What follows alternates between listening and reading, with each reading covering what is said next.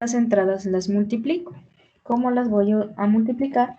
Pues usando la función prod, ¿sí? ¿Prod de quién? De B de N. Las entradas de B de N que están en la primera fila y en las columnas 2 hasta la N, ¿verdad? Estoy exceptuando la primera entrada, como debe de ser, ¿vale? Después tengo que calcular el denominador. En el denominador recordemos que va a ir el producto de todas las diferencias xy menos xj, ¿sí? Donde y es distinto de j. Para eso voy a calcular también el valor de un vector auxiliar que se llama b de d. Esto es para el cálculo del denominador. ¿Y cómo va a ser? Ah, bueno, pues voy a construirlo como x1 por un vector de unos, ¿qué? Que tienen una fila, n columnas. Y le voy a restar el valor de las abscisas, dato que me da mi usuario. Muy importante visualizar cuál es la forma de este vector. Tiene a x1 menos x1 tiene a x1 menos x2, ¿qué más? Así sucesivamente hasta llegar a x1 menos xn. Tiene todas las diferencias de la forma xy menos xj. Ese es el punto. ¿Sale? Ahora bien, a partir de aquí calculo el denominador. ¿El denominador quién es? Es el producto de todas estas diferencias, exceptuando la entrada del índice que estoy trabajando. Es decir, en este caso la primera. ¿Vale? Entonces es el producto de quién? Ah, de las entradas, de las EDs que se encuentran en la primera fila, que es la única, y que se encuentran en las columnas de la 2 a la N. ¿Sale? Listo. Ya calculé mi numerador, ya calculé mi denominador. ¿Qué sigue? Es decir, cuánto vale mi primer polinomio cardinal, que es mi numerador entre mi denominador. ¿Sí? Noten cómo yo estoy usando las bondades de MATLAB en este caso. MATLAB trabaja muy elegantemente las matrices. De hecho, ya les había comentado, MATLAB en realidad se llama o significa laboratorio de matrices. Entonces, estoy aprovechando eso pues para que ustedes disfruten un poco de la elegancia supuesta que tiene MATLAB, ¿no? Ok. Ya calculé mi primer polinomio cardinal. Ahora tengo que calcular del 2 hasta el n, ¿no? Entonces, aquí sería irracional pensar que voy a ir calculando uno por uno todos mis polinomios cardinales, ¿sí? Puesto que a priori yo no conozco qué datos va a meter mi usuario, ¿verdad? Entonces, tengo que ingeniármelas para hacer un poco automático este cálculo, ¿sí? Entonces digo, bueno, yo en el camino del algoritmo ya leí cuánto vale n, ¿sí? Entonces, después de haber calculado el primer polinomio cardinal, voy a calcular los siguientes. Es decir, voy a calcular los polinomios cardinales del 2 hasta el n-1. Ahorita les explico por qué hasta el n-1. Y lo voy a hacer con un ciclo, ¿sí? Porque la construcción es muy similar en todos los casos, ¿sí? Entonces, mi índice se va a llamar I y lo voy a hacer correr desde 2 hasta n-1. Y adentro, ¿qué voy a hacer? Entonces, voy a calcular L de I. Por supuesto, primero necesito el numerador. El numerador es el producto de todas las diferencias que hay en Bn, exceptuando la que está en el índice I, que estoy trabajando. ¿Sale? Entonces, voy a multiplicar las entradas de B de N, que se encuentran, sí, en la primera fila, en las columnas de la 1 a la I menos 1. Y voy a saltar, me voy a brincar la entrada I. Y luego voy a continuar multiplicando las entradas en el vector N, que están en la primera fila, en las columnas de la I más 1 hasta la N. ¿Sí? Es decir, todas las que restan después de la posición I. Estoy multiplicando todas las diferencias, insisto, exceptuando la entrada I. ¿Va? Ahora debo calcular mi denominador. El cálculo de mi denominador incluye las diferencias xi menos xj para toda j distinta de i.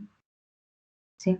Esas diferencias dependen fuertemente de quién es xi. Por eso hay que definir un nuevo vector auxiliar que se llama b de d. Como lo hicimos hace un momento aquí, ¿verdad? Bueno, ¿cómo le voy a hacer? Dices, ok, yo quiero que tenga todas las diferencias xi menos xj. Entonces construyo primero el vector que tiene en todas sus entradas la xi. Pues eso lo puedo escribir como xi por un vector de unos, de una fila y n columnas. Y le resto el valor de las abscisas. ¿Verdad? Como siempre, estos vectorcitos auxiliares, pues debemos conocerlos bien y debemos ver qué hay alojado en ellos. Entonces está xi menos x1, está xi menos x2 y así sucesivamente hasta llegar a xi menos xn. Que visualizamos perfectamente qué contiene b de d, es más fácil calcular qué hay en el denominador, ¿verdad? Entonces en el denominador yo sé que debo calcular el producto y todas estas diferencias, exceptuando la entrada i. Entonces perfecto. Escribir el producto de las entradas de b de d en la primera fila, en las columnas 1 hasta la i menos 1. Voy a exceptuar la entrada i y voy a continuar multiplicando el producto de quién, de las entradas de b de d que están en la primera fila, que es la única, en las columnas de la i más 1, ¿hasta dónde? Hasta n. ¿Ok? Entonces noten cómo exceptuamos justamente el índice i. Ya tengo mi numerador, ya tengo mi denominador. ¿Qué tengo que hacer? Pues decir cuánto vale L de I. L de I, ¿cuánto vale? Pues lo que vale mi actual numerador entre mi actual denominador. Se acabó. ¿Ok? Vamos a calcular ahora el polinomio cardinal n. O sea, L de n, ¿no?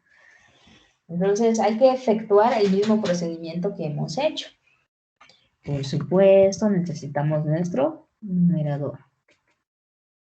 El numerador sabemos que es el producto de todas las diferencias p menos xj, exceptuando la última entrada. ¿Sí? porque estamos trabajando con el índice n. Entonces, usamos prod de quién. Ok. De b de n, que se encuentra en la primera fila, de las columnas de la 1 hasta la n-1. Hasta allí. Tengo que exceptuar n. ¿Ok? Muy bien. También tengo que calcular, por supuesto, mi denominador. Para ello, como hicimos hace un momento, tengo que construir mi vector auxiliar. ¿Cómo le ponemos? B de D, ¿verdad? ¿Y qué tiene que ir aquí? Tienen que ir todas las diferencias xn menos xj para todas las j, ¿verdad? Como xn, ¿no? ¿Sí? Es un valor escalar. Y lo multiplico por un vector de unos que tiene una fila, tiene n columnas. Y le resto las abscisas. Hay que saber qué fue lo que guardé aquí. Yo lo estoy escribiendo porque es clase, ¿no? Ustedes con que visualicen y entiendan qué hay es suficiente, ¿no? Ok, entonces esto es xn menos x1,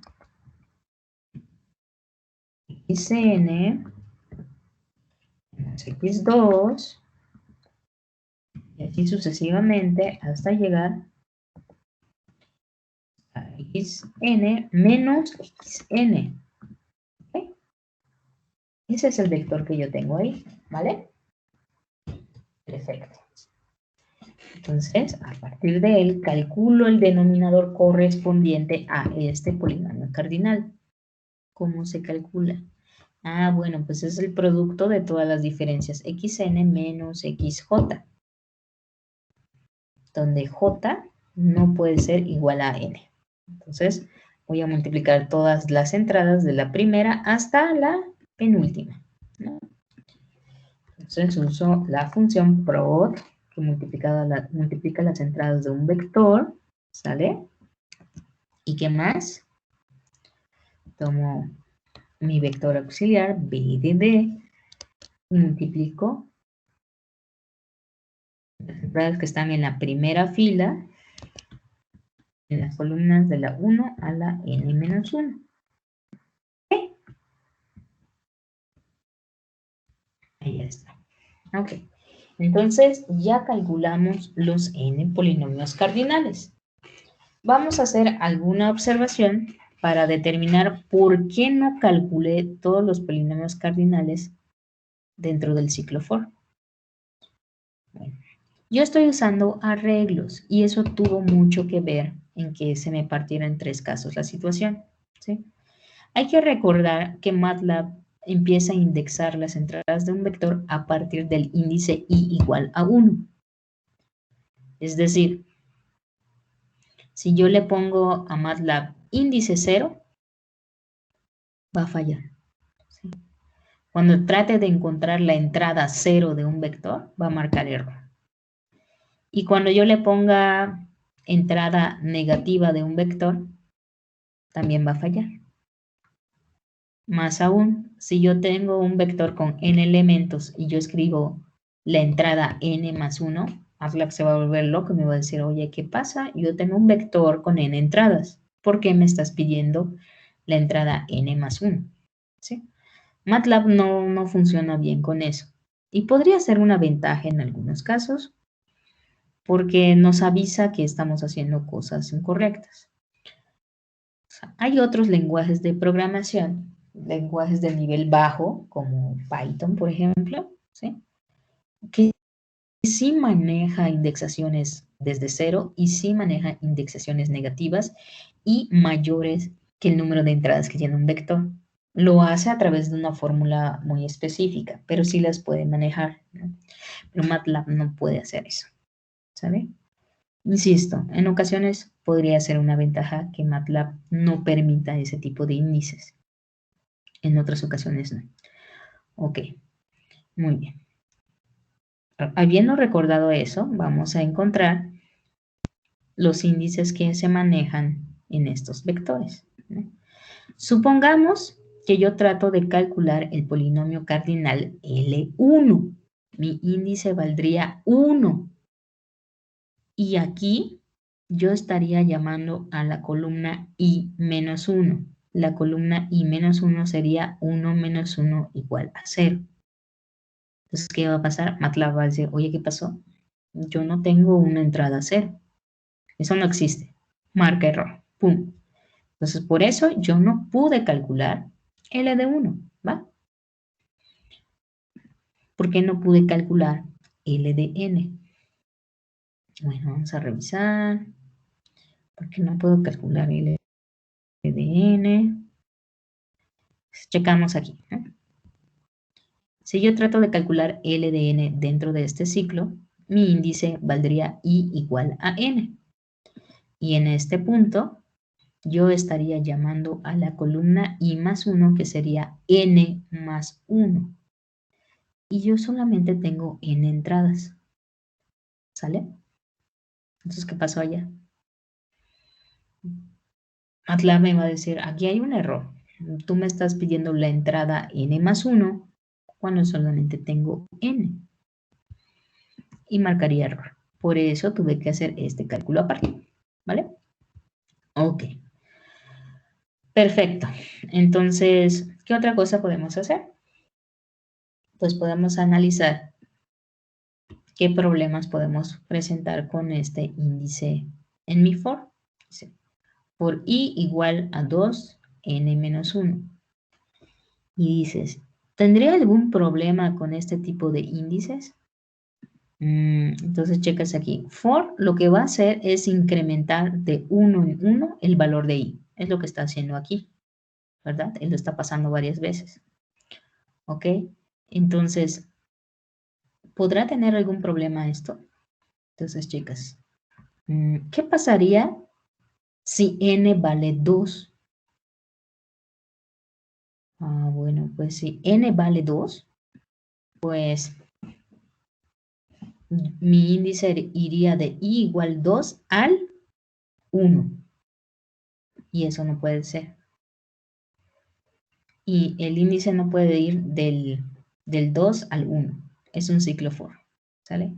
Entonces, cuando n vale justamente 2, yo podría tener algún problema. Entonces hay que decirle a MATLAB que esta parte del ciclo for solamente va a tener sentido si n es mayor que 2.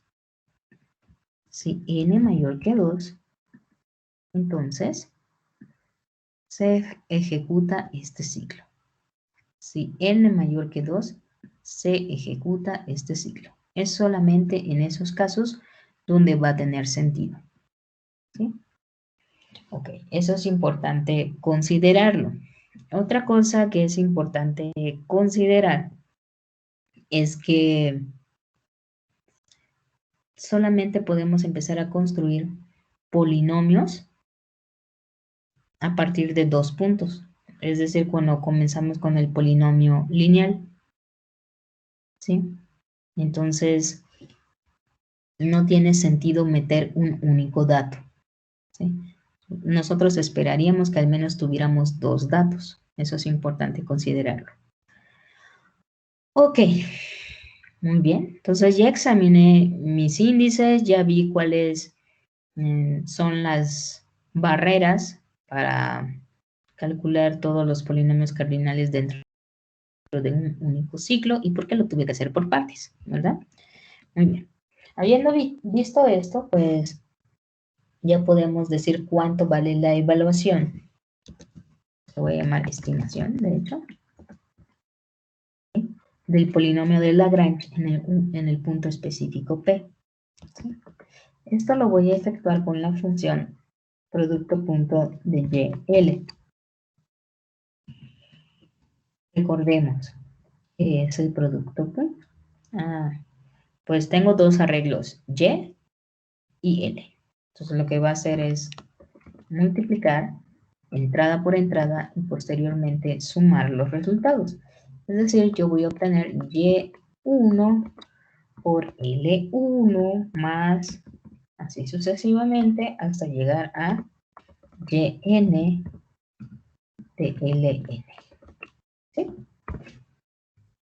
Y esto es exactamente el polinomio del Lagrange evaluado en el punto T. ¿Sí? Con eso estaríamos concluyendo la rutina, ¿no? Es todo lo que tenemos que hacer. Es un poquito larguito, ¿sí? Y pues les comento algunas cosas, ¿sí? Yo quise exponer esta alternativa a la implementación del polinomio de Lagrange para que tuviéramos oportunidad de usar arreglos en MATLAB, ya que los maneja muy bien, ¿no? Sin embargo, la implementación más clásica que existe del método de Lagrange contiene una infinidad de ciclos for, ¿sí? O sea, no trabajan siempre con arreglos o no trabajan con funciones producto. Voy a explicar. Por ejemplo,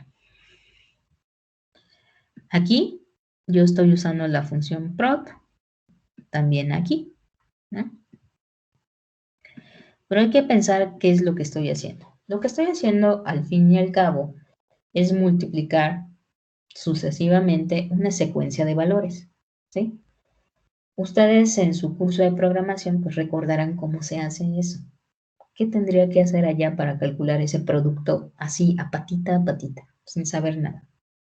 Pues tomarme un ciclo for e ir llamando los índices del arreglo y pues pongo producto igual a producto por el elemento correspondiente a evaluar, ¿no? Y así yo puedo calcular el producto, ¿no? Con un ciclo for. Entonces esta parte posiblemente pues la pudiéramos cambiar por un producto, ¿no? Por un producto calculado dentro de un ciclo. Lo mismo con el denominador. Son productos. Ah, bueno, lo puedo ciclar totalmente. Ok. ¿Qué otra cosa podría cambiar? Ah, bueno, pues aquí estoy usando un producto punto. ¿Cómo podría sustituir esa función producto de punto? ¿Qué tendría que hacer?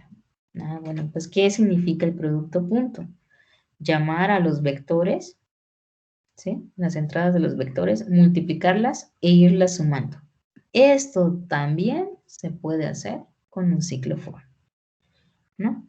Entonces, este algoritmo que les estoy presentando, pues se puede implementar o traducir a otros lenguajes más básicos, como son el lenguaje de C, o de Java, o de Python. Incluso en Python y en R, que son software libre, existen funciones que multiplican entradas de vectores, ¿no? Tampoco es así como muy exótico, ¿no? O sea, el producto está implementado en la mayoría de las librerías de software libres que se trabajan actualmente, ¿no? Los más relevantes son Python y R, que fueron los que mencioné, ¿sí? Y MATLAB, que es un lenguaje de alto nivel, por supuesto que tiene una función para calcular productos, ¿sale? Entonces vamos a tener en cuenta esto, ¿sale? Todo se puede implementar. Esta versión que les estoy proponiendo la pueden traducir a otros lenguajes, pero el mensaje más importante que les quiero dar es que ustedes tienen que implementar su propia versión, ¿sí? Implementen su propia versión. Yo propuse una con vectores, con arreglos, ¿sí? Ustedes traten de implementar otra haciendo modificaciones como reemplazar el uso de la función prod y reemplazando el uso de la función dot, o traten de usar arreglos, pero de tal manera que todos los polinomios cardinales los pudieran calcular dentro de un mismo ciclo for, ¿sí? Pregúntense cómo lo harían, ¿sí? Entonces es importante que hagan su propia versión para resolver los ejercicios, ¿ok? Dicho esto, pues vamos a probar nuestro algoritmo. ¿Sale?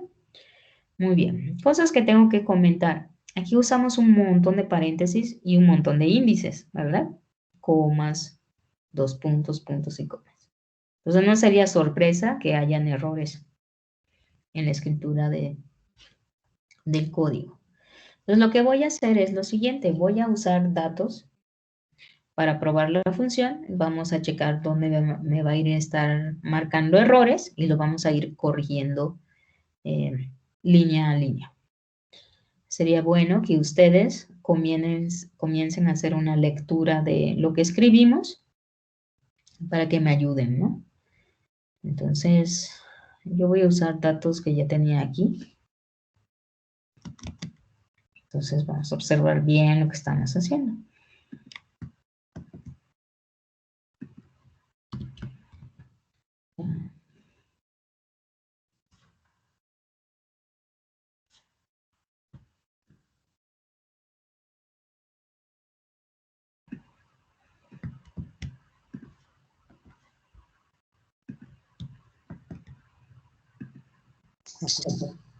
Ok. Voy a usar estos datos, 0 pi medios pi, 0, 1, 0. Entonces, vamos a entender qué es esto. Supongamos que ustedes están leyendo evaluación. 0.2. ¿Podrían cerrar sus micrófonos? Ok, supongamos que ustedes están realizando lecturas de intensidad de corriente. Ya habíamos tomado el ejemplo, ¿eh? Y que realizan esas lecturas en el tiempo 0, pi medios y pi, ¿sí? Las lecturas que ustedes obtuvieron son 0, 1 y 0, ¿va? Entonces, ustedes terminaron de medir, saben que sus precisiones son buenas porque usaron un buen aparato, ¿sí? Pero en algún momento del desarrollo de un proyecto, de lo que sea, resulta que necesitan saber el valor de la intensidad de la corriente eléctrica, pero en pitercios. Y ustedes no realizaron la medición, ¿sí? Algo sensato sería repetir el experimento y medir en el tiempo pitercios, pero eso no siempre es posible, ¿sí? A veces por cuestión de recursos o por cuestión de espacio geográfico, ¿sí? A veces nosotros necesitamos un permiso especial para realizar mediciones en un proyecto, ¿vale? Entonces, podría estar pasando de que ustedes no puedan recuperar ese dato. Entonces, la solución numérica se llama interpolación. Ustedes pueden usar interpolación para tratar de aproximar ese valor, ¿sale? Yo quiero saber cuánto vale la intensidad de la corriente eléctrica en el tiempo pi tercios, ¿vale? Ok, entonces voy a ejecutar esto. Sí me va a marcar error. Ya lo vi. Y aquí dice, error usando DOT. A y B deben ser del mismo tamaño. Bueno, ahorita checamos qué pasó aquí. Dice que Y y L no son del mismo tamaño. En principio, yo observo que no he dicho quién es L de N. Sería el numerador actual entre el denominador actual, ¿sí? Habiendo realizado esta modificación, pues yo veo que la estimación es de 0.888889, ¿sí? Puede ser que sea de correcta, ¿sí? Sí, ya no nos marca ningún error, no hay errores aquí, pero pues, insisto, todos deberíamos estar checando que los datos sean correctos, que todo lo hayamos escrito correctamente, ¿sale? Yo voy a echar una lectura más por precaución. P menos X, ajá. Eso está bien. Denominador menos X, sí, es ese. Eso está bien. Y del 2 al n.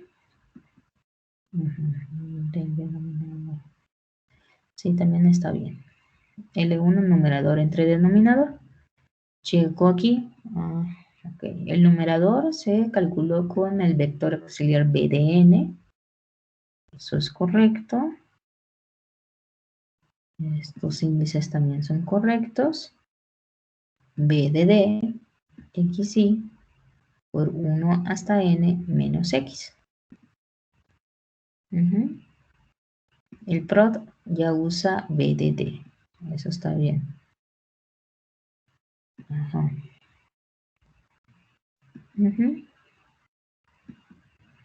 Y aquí voy con Bn, de 1 hasta N menos 1. Eso está bien. Y numerador entre denominador. No, parece que todo está bien. ¿Ok? Voy a limpiar mi memoria por si las moscas. Voy a volver a correr. Ok. Pues no nos marcó ningún error. Parece que eso era todo lo que había que corregir. Y lo que estamos obteniendo es que la intensidad de la corriente eléctrica en el punto pi tercios, que es el que puse aquí, ¿sale? Es aproximadamente 0.88889. Esa es mi conclusión, ¿sale? Muy bien. Maestro, disculpe. A mí en la estimación me sale 0. ¿No sabe por qué será? Porque multiplicaste por un 0 tal vez. A ver, ahorita vamos a esa parte de checar los programas, ¿sale? Ahorita lo revisamos. Antes que pasemos a la cuestión de si les corrió o no les corrió, voy a ejemplificar una vez más el uso de estas funciones. ¿Ok? No sé qué es. Ok. No borro esto. Aquí tengo un ejercicio que dice lo siguiente. Ejercicio dice: dado los datos X, 1, 2, 3, 5, 7, 8, 3, 6, 19, 99, 291, 444, que corresponden a mediciones, 1 a 3, 2 a 6, 3 a 19, 5 a 99, 7 a 291 y así sucesivamente, calcule f de 4 con el uso de polinomios de Lagrange de grados del 1 al 3. Entonces aquí hay que ser un poquito cuidadosos porque a nosotros nos dan varios datos, ¿sale? Entonces, si yo quiero aproximar con un polinomio de Lagrange de grado 1, lo que voy a obtener es una función lineal. Y allá necesito exactamente 2 puntos, ¿vale? 2 puntos, ¿sale? Si yo quiero interpolar con una función, con un polinomio de Lagrange de grado 2, pues voy a trabajar con una función cuadrática. Y para ello voy a necesitar 3 puntos. Un punto más que el grado que necesito, ¿no? Y si necesito una función cúbica, pues requeriré 4 puntos. Pero además, esos puntos deben contener como punto intermedio a 4, porque voy a realizar interpolación, ¿vale? Ok. Entonces, 2 puntos. 2 puntos que tengan como punto intermedio a 4. Estos puntos vamos a tratar de tomarlo lo más cercano posible para tener una mejor estimación, ¿sale? Entonces, quiero estimar al 4 y tengo valores de x, 1, 2, 3, 5 y 7. Entonces, podríamos tomar 3 y 5. X como 3 y 5, que son 2 puntos que contienen al dato 4 como dato intermedio. A ver. Y puedo tomar a la y como las imágenes de 3 y 5. Tienen que ser f de 3, que es 19, y f de 5, que es 99. ¿Mm? Ok. Entonces, aquí.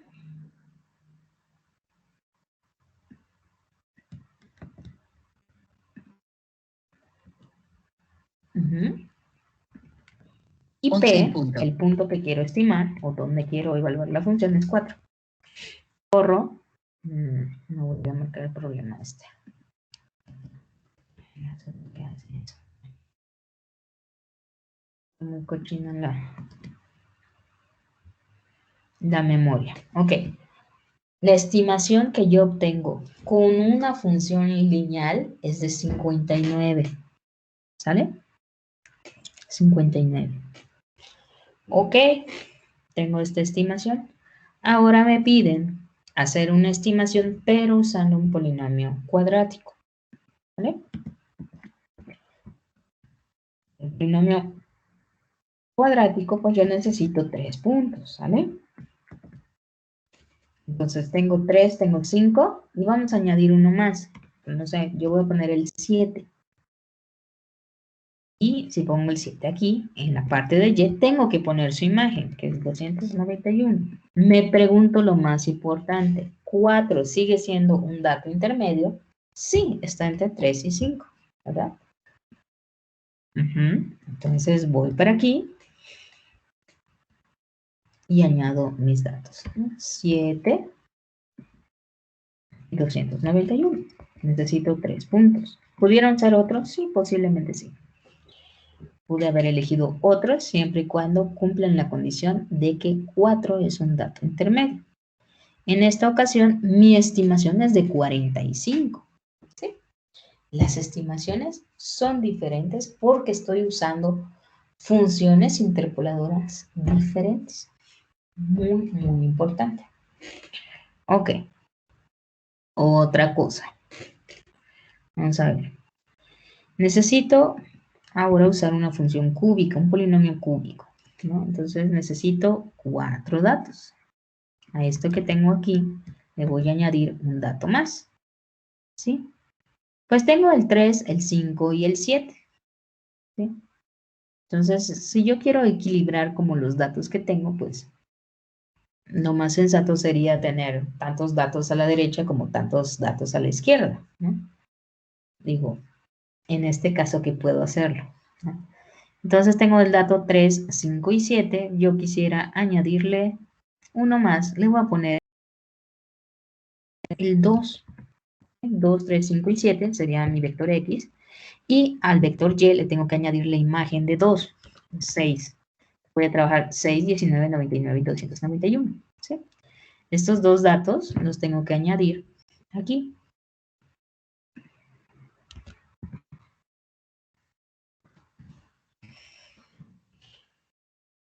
Y mi estimación es de 48. ¿Sí? 48. Perfecto. Entonces, aquí ya hemos avanzado bastante. Ya tenemos ahora una estimación que corresponde al valor 48. Si ustedes observaron, las estimaciones que íbamos obteniendo eran distintas. Insisto, porque el polinomio utilizado para interpolar es distinto. Primero una línea recta, luego una parábola y luego una cúbica, ¿vale? Entonces, ¿cuándo podemos esperar el mejor resultado posible? Pues conocemos más información, ¿sí? Pero esa información tiene que corresponder a mediciones con alta precisión. Es muy importante, no lo vayan a olvidar ni siquiera en el examen y mucho menos cuando están en el área laboral, ¿no? O sea, tienen que tener estimaciones muy buenas, mediciones de alta precisión, ¿vale? Y otra cosa es que si es posible, vamos a elegir los datos que se encuentren más cerca del punto donde queremos estimar. Ok, entonces, pues esto es lo que quería mostrar el día de hoy. también me gustaría hacer énfasis en que MATLAB tiene sus propias formas de interpolar, ¿sí? Y no lo hace por interpolación de Lagrange. Lo hace de otras formas. Por ejemplo, una de las más sencillas que se nos podría ocurrir para interpolar, pues es pintar todos nuestros puntitos en el plano y unir todos esos puntos con líneas rectas, ¿sale? Y entonces, ya que construimos esta función como partecitas de líneas rectas, listo. Evaluamos dónde corresponde, vemos en qué intervalo cayó el punto que queremos estimar y vemos cuánto vale la línea recta que le corresponde en ese punto. Ese tipo de interpolación es el que trae por default MATLAB, ¿sí? Ok. Les voy a mostrar. En MATLAB, eso se calcula como interp 1. Se empiezan a ver allá. Me están saliendo un montón de sugerencias al escribir y están relacionadas justamente con la interpolación, ¿sí?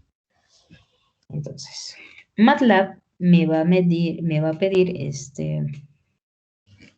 mis puntos X, donde medí, los puntos de medición f de X, y me va a preguntar dónde quieres estimar, ¿sí? A eso le llama XQ, ¿sí? Hasta ahí. XQ, pues sería el punto de estimación. Entonces, lo pondría en 4. Entonces pongo X. XQ también es un vector. Entonces, si ustedes se dan cuenta, ¿qué tiene mi tabla? Si ustedes se dan cuenta, MATLAB inmediatamente me arrojó una estimación. La estimación que me está arrojando es de 59, más parecida a la primera aproximación que nosotros hicimos. Y es lógico, insisto, lo que está haciendo MATLAB con esta función es trazó todos sus puntitos en el plano y los unió con líneas rectas. Luego dijo, ¿el 4 en qué intervalo está? Ah, bueno, pues está entre el 3 y el 5. ¿Cuál es la línea recta que le corresponde? Ah, es tal, evalúa y me dice, tu aproximación es de 59. ¿Vale? Es todo lo que hace. ¿Es la única forma en la que interpola MATLAB? No, no es la única forma.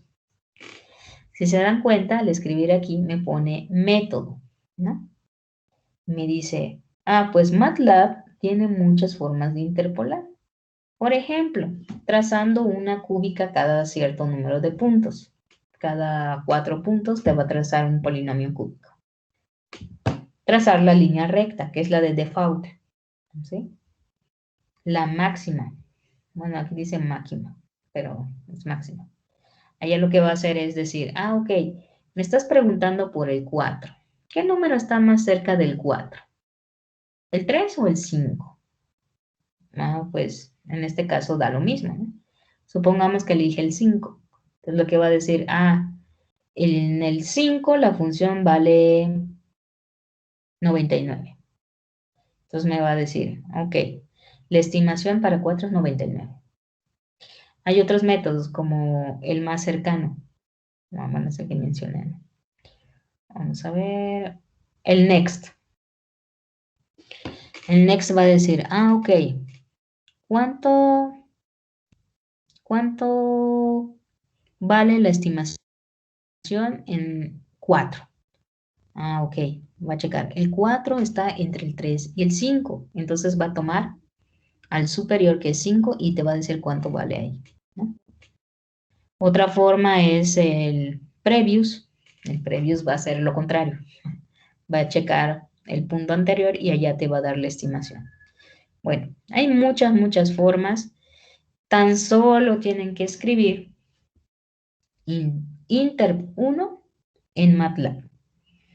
Y les va a llevar al menú de ayuda y les va a decir cómo funciona esta implementación, qué opciones tienen Y también pueden notar que MATLAB, como lenguaje de alto nivel que es, maneja extrapolación. Es decir, que MATLAB tiene la capacidad de que si tú le diste un punto mayor a tus X, digamos 10, ¿sí? Entonces, MATLAB va a decir, ok, 10 está fuera del rango de las X. Entonces, yo no tengo que hacer una interpolación, en realidad tengo que hacer una extrapolación. Entonces, MATLAB se las va a ingeniar para darte una estimación fuera de ese rango.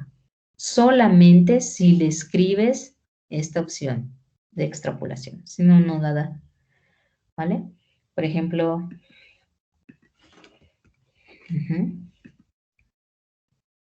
si yo en lugar de 4 hubiera pedido 12,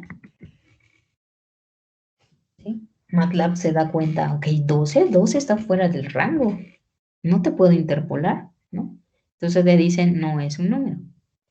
Entonces, tendrían que buscar cómo ajustar el método de extrapolación, ¿sí? Indicarle a MATLAB que tú quieres extrapolar y te daría un valor concreto, ¿no? Entonces, si tienen tiempo, si gustan investigarlo, adelante. Son opciones. Yo ya les mostré cuál es el método que corresponde a su temario, el temario que propusimos. Y bueno, si quieren buscar más, aquí hay una opción. Otra cosa que tiene esta función inter1 es que ustedes pueden darle varios valores, ¿no? Digamos, pues yo quiero interpolar en 1.5, pero también quiero saber cuánto vale en 3.7 y de una vez quiero saber cuánto vale en 7.45. ¿Sí? Entonces, ustedes le dan todos esos valores a MATLAB, ¿vale?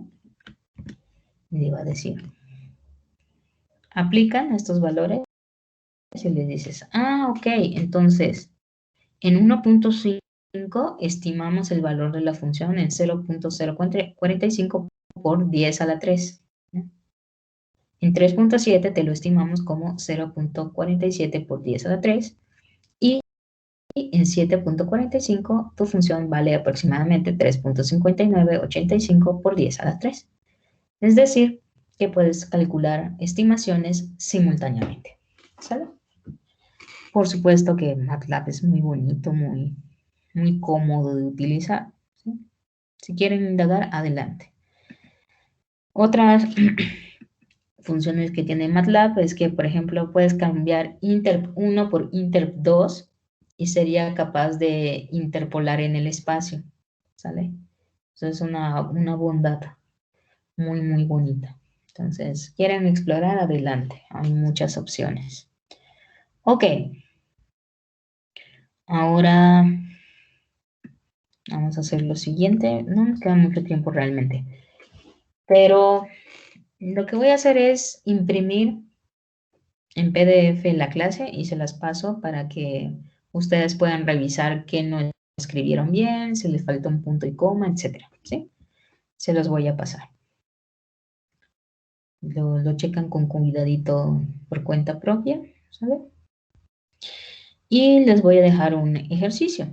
Dice, implementa tu propio algoritmo que estime el valor del polinomio de Lagrange en un punto P, así como el valor de los polinomios cardinales en ese mismo punto P. Puedes usar cálculo simbólico.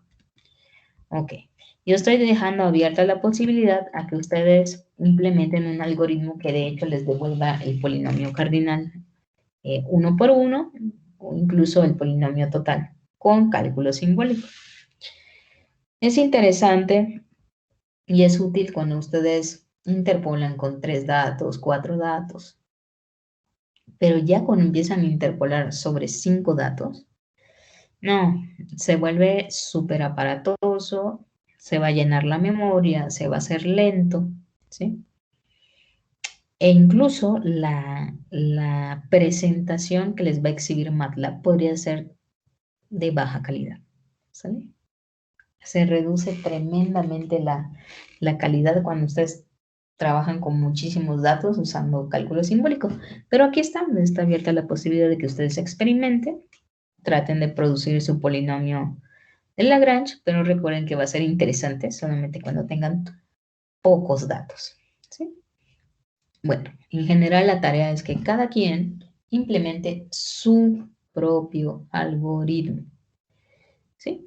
Una vez que tengan su algoritmo, pues contrastan con el que hicimos en clase, ¿sí? Y pues allá checan si les da lo mismo. Si alguien detecta algún error, echa un grito y nos avisa, ¿sale? Ok, esa es la tarea, esta es la clase del día de hoy. Y ya, para terminar, una cosita. Me preocupa un poco el proyecto. Yo creo que la parte más grave de por qué no pueden avanzar es que no entienden que es un proyecto. Y tal vez están esperando algo que no va a suceder. Me voy a explicar. Ok. Por ejemplo, más de una persona, no solamente una, más de una persona me escribió en vacaciones preguntándome qué tienen que hacer. Ay, así que yo me quedé con esa pregunta. Dijo, ¿cómo? ¿Qué tienen que hacer? Pues tienen que hacer lo que me prometieron que iban a hacer.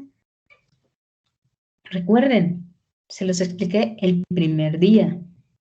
Solamente que yo no retomo yo no retomo el tema cada rato porque se los dije el primer día. Pero vamos. El primer departamental ustedes me entregaron un documento con puntos muy específicos que yo les desglosé, ¿verdad?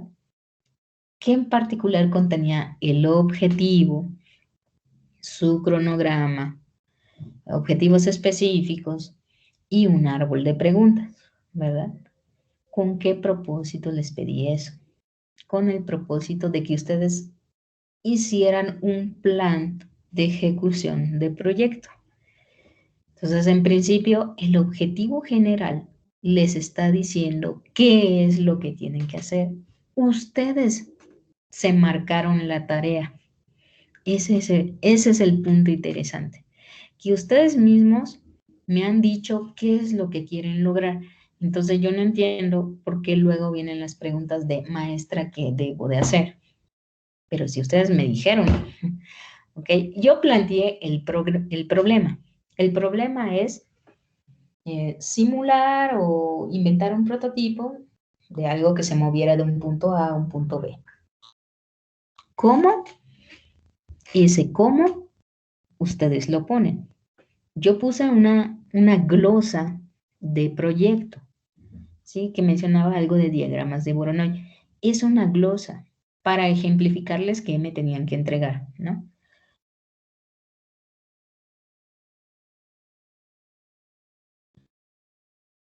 Yo con método C asterisco, yo con método no sé cuánto, ¿no? De celdas, ¿no? Y así. Entonces, ¿qué es lo que tienen que hacer? Pues ejecutar su proyecto. ¿Qué me tienen que entregar?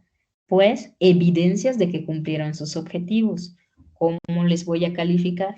Bueno, los chicos me entregaron este plan de trabajo. Los chicos me entregan estos resultados. Yo voy a revisar. Los muchachos consiguieron su objetivo. Entonces, dependiendo de qué tantos hayan aproximado a sus objetivos, ¿sí? Dependiendo de eso va a ser su calificación. Mientras más cercanos sean sus resultados a sus objetivos, más se van a aproximar a obtener los 40 puntos. Mientras más se alejen de sus objetivos a sus resultados, pues más se van a alejar de obtener un 40. ¿Sí? Hay personas que no me entregan el 100% del proyecto, pero sacan 100, o sea, los 40 puntos. ¿Por qué? Porque tal vez no terminaron todo, pero todo lo que hicieron lo hicieron muy bien. Y además cada objetivo que me desarrollaron, pues tenía su nivel de dificultad. Y aún así los muchachos lo encararon y lo sacaron. Entonces pueden tener sus puntos, ¿no? O sea, no es una cuestión rígida de, ay, o sea, me dijeron que el prototipo iba a ser azul y lo pintaron de verde. O sea, no, tampoco, ¿no? O sea, Sí soy tolerante, pero yo tengo que apreciar el trabajo que realizaron. Entonces me dice, yo cumplí todos mis objetivos, pero luego checo y dijo, hizo interpolación lineal aquí y nunca hizo nada más para trazar su trayectoria. Entonces tú dices, ¿le voy a poner 100 a este equipo que no se esforzó por aprender un poquito más? No, no le voy a poner 100, aunque me haya cumplido todos los objetivos. ¿Sale? Entonces, recuerden, su calificación va en función a qué tanto se acerquen sus resultados a lo que ustedes me entregaron en su planeación. ¿Cómo pueden empezar? Bueno, por eso les pedí el cronograma. ¿Qué se propusieron hacer el día 1? ¿Qué se propusieron hacer el día 2? O por semanas, como lo hayan planeado. ¿Sí? Entonces, en la semana 1, ¿qué debí de hacer? Chéquenlo, ustedes dijeron. Entender el método para implementar trayectorias. ¿Ya lo entendieron? Si ya lo entendieron, van bien. Si no lo han entendido o ni siquiera lo han empezado, pues ya se atrasaron, ¿no? O sea, es lógico. Atrasarse un poquito sí es normal. Tampoco se asuste. Así es la vida del científico, ¿vale? Ok. Otra cosa, también tienen su árbol de preguntas. Ese árbol de preguntas es para algo. O sea, era una cuestión de que se sentaran ustedes a preguntar, oye, ¿qué sé? ¿Qué es lo que no sé? ¿Cómo continuamos? Pues qué preguntas de tu árbol ya contestaste. Y es posible que a ese árbol le siga saliendo más preguntas, ¿sí? Y ustedes las van contestando, siempre dirigido a realizar el proyecto, ¿vale? Entonces, vamos a tener eso claro. Pregunta, ¿voy a hacer un prototipo o no voy a hacer un prototipo? Sencillo, descarga tu plan de trabajo, el que me enviaste como proyecto de la parte 1. Y si tú me dijiste que vas a hacer un prototipo, yo espero que hagas un prototipo. Si tú me dijiste que vas a hacer 2 simulaciones para compararlas, entonces yo no voy a esperar que me entregues un prototipo. Yo espero tus 2 simulaciones y la comparación de tus resultados. Nada más. ¿El trabajo es complicado? Sí, sí lo es. Es un proyecto. ¿Qué es lo que se busca para ustedes, muchachos? Vamos a ser sinceros. Ustedes están trabajando para ser ingenieros. ¿Qué hace un ingeniero? Resolver problemas. ¿Cuál fue el problema que yo planteé? O digamos, que están trabajando, ¿sí? Ya se emplearon. Su jefe les dijo, pues por favor, pues yo quiero entender o saber cómo podría lograr que un vehículo se traslade de un punto A a un punto B de manera autónoma. Eso se los dice a su jefe, ¿sale? Su jefe espera que ustedes le vayan a preguntar, disculpe jefe, ¿quiere splines? ¿O quiere diferenciales o quiere celdas? No, eso no lo va a decir el jefe. Esa es su tarea, ¿ok? Le van a decir, jefe, para contestar el problema, ¿quiere que le entregue el prototipo o no quiere que le entregue el prototipo? Bueno, pues eso lo vas a determinar tú. ¿Tuviste el presupuesto para pensar en un prototipo? ¿O cuentas para el tiempo para diseñar un prototipo en el tiempo que tu jefe te indicó? Si la respuesta es sí, y le entregaste a tu jefe, ¿qué le vas a ofrecer? O sea, también los ingenieros entregan planes de proyectos, protocolos, ¿sí? Entonces tu jefe checa, dice, mira, mi ingeniero me va a entregar un prototipo. ¿Tú crees que le vas a llegar a tu jefe y dices, pues no hice prototipo, jefe? No, no le puedes decir eso. Si a tu jefe le dices, no tenemos los recursos, ya sea de tiempo, de dinero, de recursos, de capital humano, lo que sea, para realizar el prototipo. En cambio, vamos a realizar la comparación de 2 modelos, que son las simulaciones. Entonces, tu jefe, el día que tú le vayas a presentar su resultado, no va a querer ver un prototipo. Él sabe que tú le vas a hablar de cómo simulaste el movimiento, ¿sí? A través de qué métodos. Y las comparaciones, en casos que tú le digas a tu jefe, oiga jefe, yo hice estos 2 prototipos, estas 2 simulaciones y considero que el primer modelo es el mejor. Y le explicas por qué. O considero que el segundo fue el mejor. O le explicas por qué. O si da lo mismo, también le dices por qué. ¿Sale?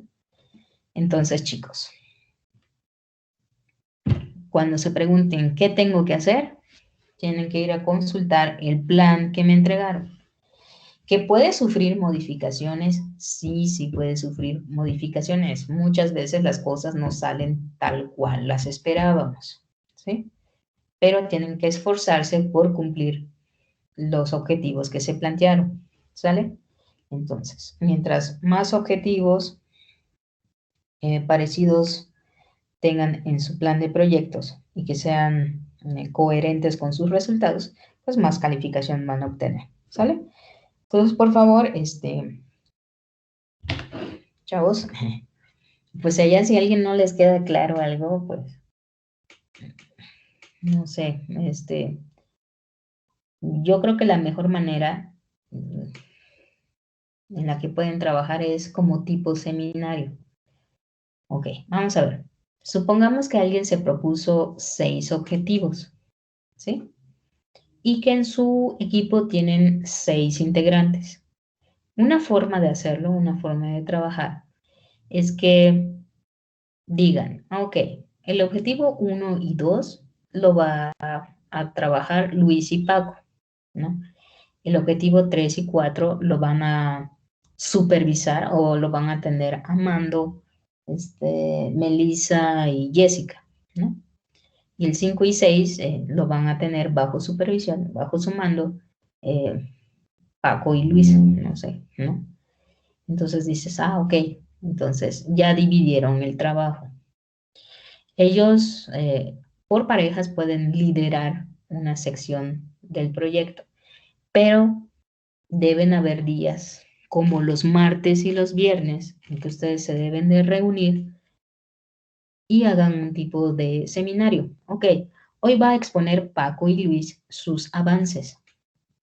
Entonces Paco y Luis van a decir, miren chavos, nosotros investigamos esto, tenemos un bosquejo del algoritmo que podría ir así y así. Pero tenemos un problema aquí. Entonces todo el equipo dice, ah, ok, ¿cómo lo podemos mejorar? ¿Qué tal si intentas por splines? ¿Qué tal si interpolas de otra manera? ¿Qué tal si le aumentas una región de Voronoi? Según sea el caso, ¿no? Ok. Entonces en ese momento Paco y Luis están recibiendo retroalimentación de su equipo y su equipo se está informando de cómo va avanzando esa etapa del proyecto. ¿Sale? Y otro día, el viernes, digamos, pues expone Melissa los avances que tuvo con Jessica al resto del equipo, ¿sí? Son maneras muy usadas para trabajar, ¿sí? Y la idea del proyecto es eso, muchachos, que ustedes sientan de viva voz, que toquen con sus manos la realidad, ¿sí? En el trabajo jamás se trata de un ABC, ¿no? Entonces, el ABC lo estamos viendo en clase, pero queremos que ustedes se enfrenten a las problemáticas reales, ¿sí?